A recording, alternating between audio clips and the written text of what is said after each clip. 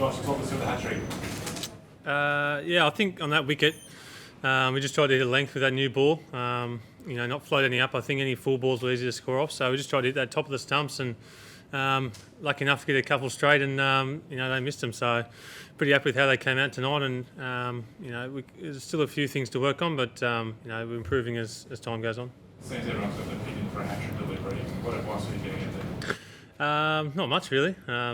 I think full and straight was, if you're hitting the stumps, you're in the game. So, I've had a couple of opportunities the summer just gone and didn't get it right. So I was happy tonight. What do you think that means, mate? Like, is it the first game obviously on Friday? Like, do you think you put your case forward there? I think I did as well as I could have. There's a couple of our guys didn't bowl in the match, a couple of the quicks, so who did quite well in South Africa. There's plenty of competition for every spot, so we'll see what happens on Friday. Do you think the selectors sort of made their mind up about the team at this stage, or do you think there was still time to? I think a little bit of both. They've probably got their 11 in the back of their mind, but every time you get an opportunity to perform, such as tonight, you take it with both hands. So I'm happy with how it went. What's all works well tonight? Didn't Joburg and those sort of variations of colours? Yes and no. I think just my length. I think I was a touch short in Joburg, and the ball set up quite nicely for the batter. So just as we said before the game, we're just hitting that top of the stumps on that wicket, and it was a little bit up and down. So it worked for the start. With the 50 over World Cup last year, like you and Pat sort of interchanged a bit. So from that, do you sort of take that in tournaments, a lot can happen. Like even if you don't play the first game, like you can. Yeah, I think with the one day World Cup went a little bit longer. It was sort of 6 weeks. I think if you get that first opportunity and take it in this one, we've got 4 games in pretty quick time. So I don't think there'll be as much chopping and changing. But in saying that, it depends on the conditions. I think at each ground as to who it suits and what's our best makeup. It was 6 for 72. Would you anticipate that they'll be able to take away the match?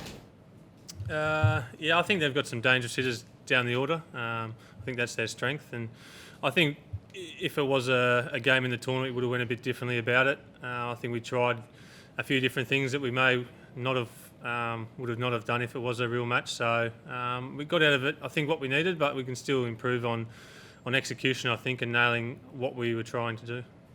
Josh, with your hat-trick not enough, do you think it's still a batsman's oriented game? Does that prove that? I think if you're a bowler and you've got a lot of tricks, you can definitely dominate in this game. We've seen certainly spinners do it over here, but I think as a quick, it's quite tough. I think up front you need to take wickets no matter what and put that batting team on the back foot. Otherwise, they've just got plenty of freedom for the rest of their innings. But I think the batsmen, everyone's here to watch 4s and 6s and big hits, so entertain the crowd. Josh, how did you find the wicket? It was seaming a bit and all. How did you find the Indian wicket? Pretty good. I think as the game went on, it probably got a little bit lower, but I think we bowled well up front. And once that ball got softer, I think maybe just a few more change-ups and cutters into the wicket, I think would have went well. Rather than what we bowled, we probably tried a few too many Yorkers, and if you do miss, it's probably the easiest ball to hit on those conditions. Probably you're missing an experienced spinner on these conditions. Someone like Ashwin who's doing the job for India, especially in these conditions. You'd always want an experienced spinner, but they've got to start at some point, and I think Adam learnt a fair bit tonight on the go, so he'll be better off for the run, and hopefully keeps improving throughout the tournament. Can you tell us to the second match, the second warm-up game that you had, 10 overs?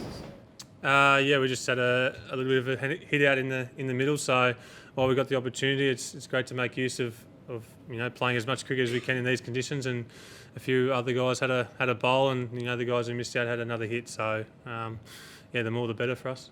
Was Steve and Darren fairly filthy with the result, or because you were trying a few different things? Yeah, I think you always want to win games and keep that momentum going from what we had in South Africa, but I think what we worked on, we probably would have gone about it a little bit differently if, we're really trying to win the game. But I think we got out of it pretty much what we needed, but still things to work on, as I said. Yeah, Last pitch couple.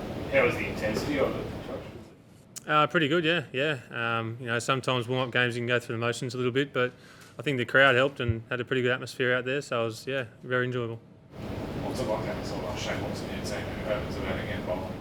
Yeah, he's quite a special player. His experience as well, I think, around the quite a young side and inexperienced team, so he's been fantastic throughout South Africa and a couple of days here, so his knowledge of these grounds and the conditions are pretty valuable.